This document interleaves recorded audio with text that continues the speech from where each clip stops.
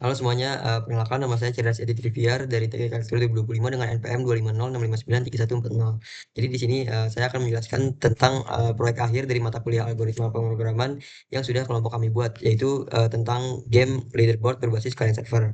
Jadi, secara garis besar di sini, kita membuat sistem papan peringkat pemain game yang bisa diakses dari, banyak komputer sekaligus.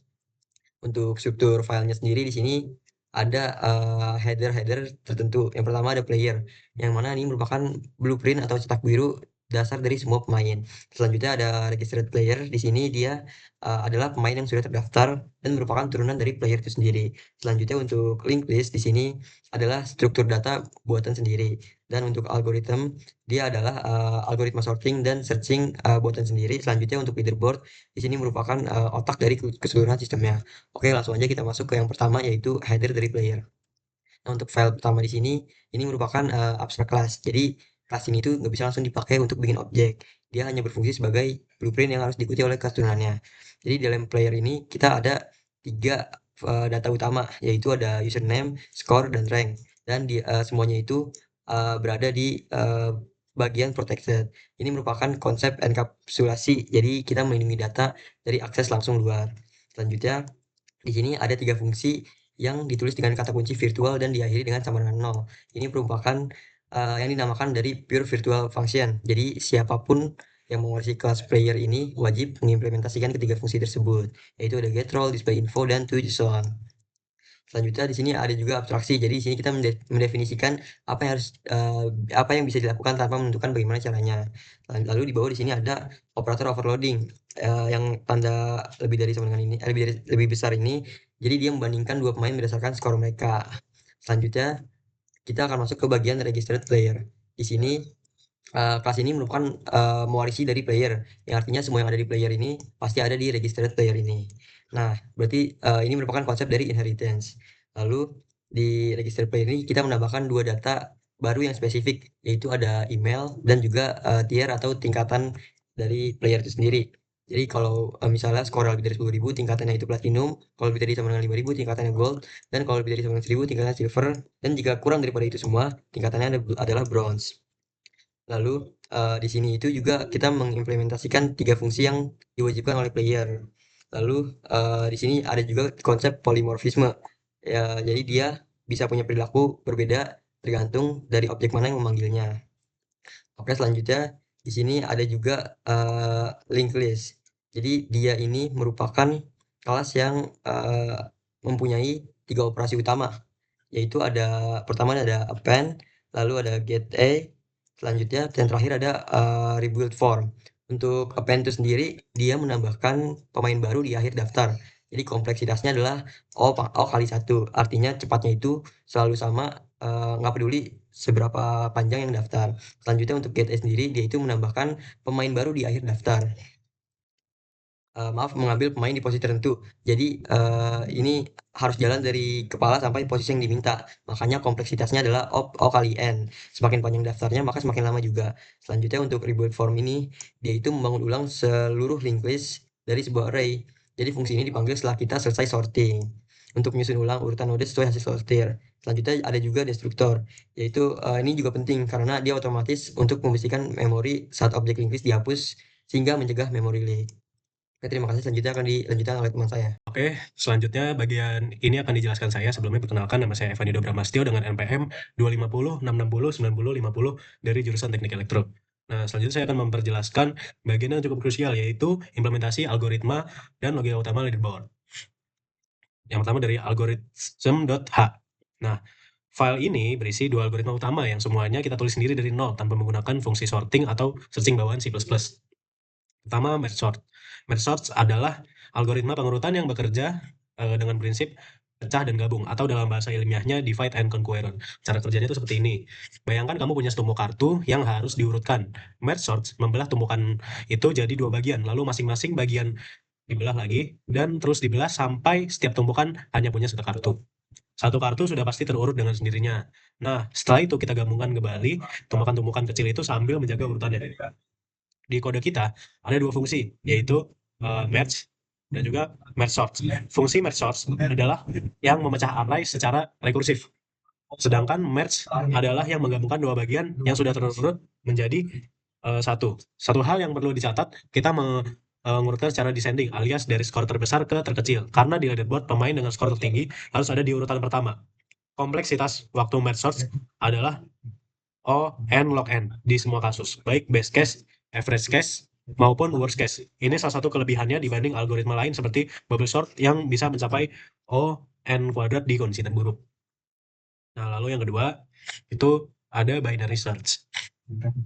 Binary search digunakan untuk mencari pemain berdasarkan skor. Syaratnya, data harus sudah terurut dulu. Dan untungnya, setelah merge search berjalan, kondisi itu sudah terpenuhi. Cara kerjanya, kita mulai dari tengah array. Kalau skor yang dicari sama dengan skor di tengah ketemu. Kalau skor yang dicari lebih kecil, kita cari ke sisi kanan. Dan ingat, array kita descending. Nah, kalau lebih besar, kita cari ke sisi kiri. Kita terus mempersempit area pencarian sampai ketemu atau terbukti tidak ada. Kompleksitasnya O log N. Jauh lebih cepat dari mencari satu persatu ON. Untuk 1000 pemain misalnya, binary search hanya butuh maksimal 10 langkah.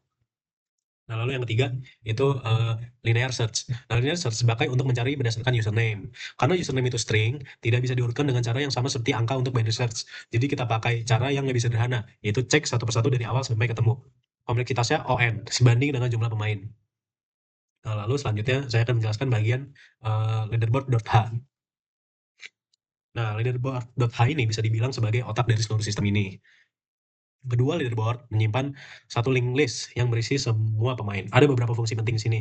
Nah, itu yang pertama, add player, itu untuk menambahkan satu pemain baru ke link list. Dia itu mudah dan cepat. Nah, lalu selanjutnya ada sort and rank. Nah, jadi sort and rank ini fungsinya paling sering dipanggil setelah ada perubahan data. Prosesnya itu ada 3 langkah. Jadi yang pertama, semua pemain dari link list dipindahkan sementara ke array biasa. Kedua, array itu diurutkan pakai merge sort. Ketiga, setelah terurut kita kasih rank 1, 2, 3 dan seterusnya sesuai posisinya. Nah, terakhir link list dibangun ulang dari array yang sudah terurut.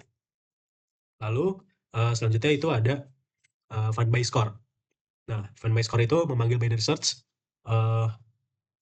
untuk mencari pemain berdasarkan skor karena data sudah terurut, pencarian ini efisien. Lalu selanjutnya find by username. Nah, ini fungsinya untuk memanggil linear search untuk mencari berdasarkan nama. Lalu selanjutnya adalah to.json. Nah, to.json ini untuk mengubah seluruh isi leaderboard menjadi format JSON. Fungsi ini berjalan dengan cara melewati setiap node di linked list dan memanggil to.json milik masing-masing pemain. Disinilah polimorfisme bekerja secara nyata.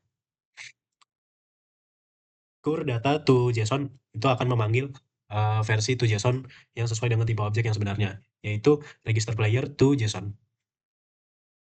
Nah, selanjutnya itu add from JSON. Kebalikannya, fungsi ini menerima string JSON dari klien, memparsinya secara manual untuk mengekstrak username, score, email, dan games play. Lalu membuat objek register player baru. Nah, parser JSON yang kita tulis ini sederhana tapi cukup handal. Ia mencari key tertentu di dalam string, lalu mengekstrak nilainya. Ini menghindari ketergantungan ke library eksternal dan sekaligus jadi pembelajaran tentang string manipulation di C++. Nah, kenapa pilih merge sort bukan quick sort? Pertanyaan yang mungkin muncul, itu kenapa tidak pakai quick sort saja ya kan? Nah, jawabannya tuh sebenarnya sederhana, yaitu konsistensi. Quick sort memang rata-rata lebih cepat di memori cache, tapi di kondisi terburuk bisa mencapai ON kuadrat. Misalnya kalau data itu sudah hampir terurut, merge sort selalu ON log N di semua kondisi. Jadi lebih bisa diandalkan untuk data yang terus berubah seperti leaderboard.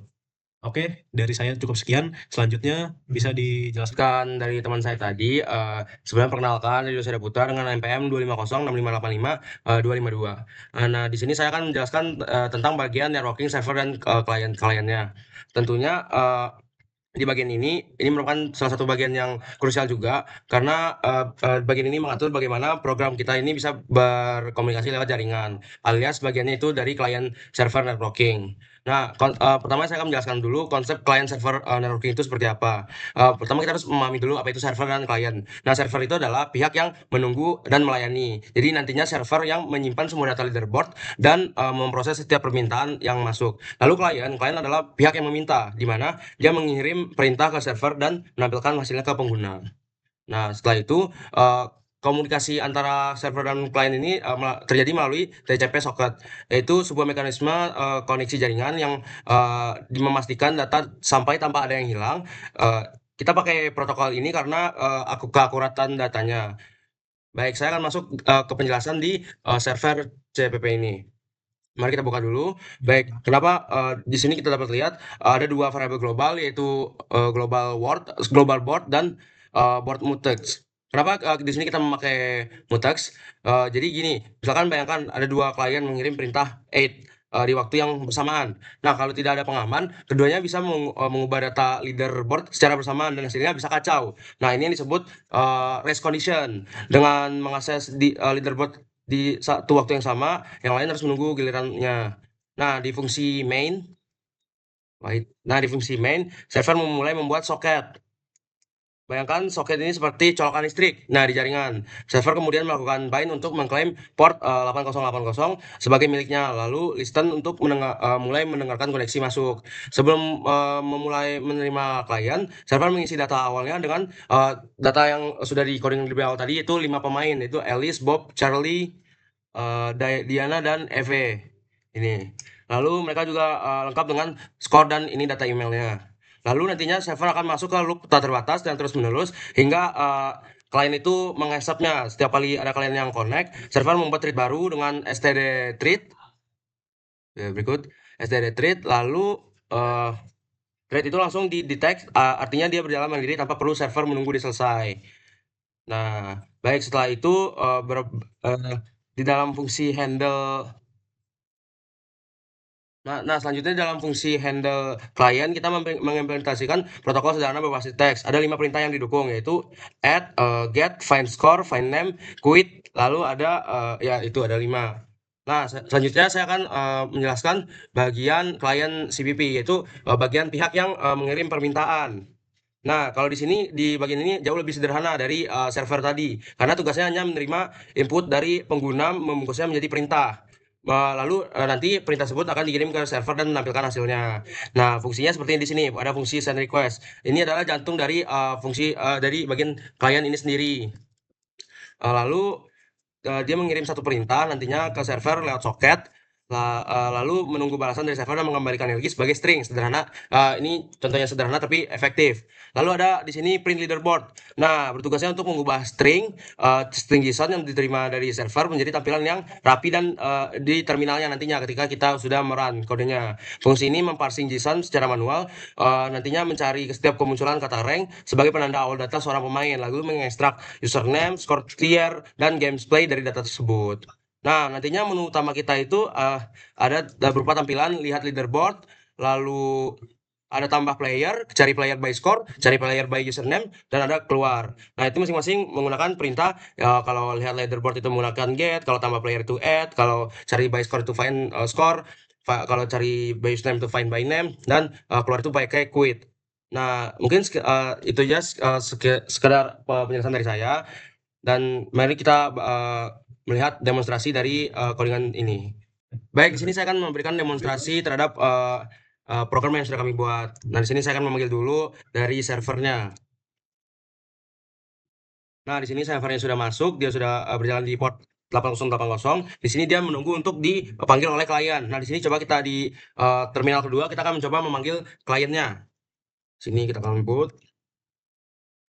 Nah, sudah. Jadi di sini server dengan klien sudah terhubung. Lalu kita akan lihat tampilan pertamanya, yaitu lihat leaderboard. Nah, di sini akan keluar tadi leaderboard yang default tadi. Ini data-data defaultnya. Saya akan menambah player di sini. Nah, saya misalnya input namanya Johnny. Lalu dengan skor dia saya mengumpamakan 3800. Lalu dengan gamesnya ada total 64. Emailnya misalnya johnny@gmail.com. Nah, itu sudah masuk ke coba kita lihat lagi. Nah, data Joni tersebut sudah masuk ke listnya di sini. Lalu kita akan coba mencari nama by score. Kita akan lihat ini by score. Misalnya kita cari di skor 500. Nah, di skor 500 itu di sini bisa kita lihat ada keluar nama EV. Nah, kita coba lihat cari player by username-nya. Nah, cari username. Misalkan di sini kita cari lagi Bob. Nah, di sini keluar juga data lengkap dari Bob tersebut. Oke, sekian dan kita running lagi keluar. Baik, sekian.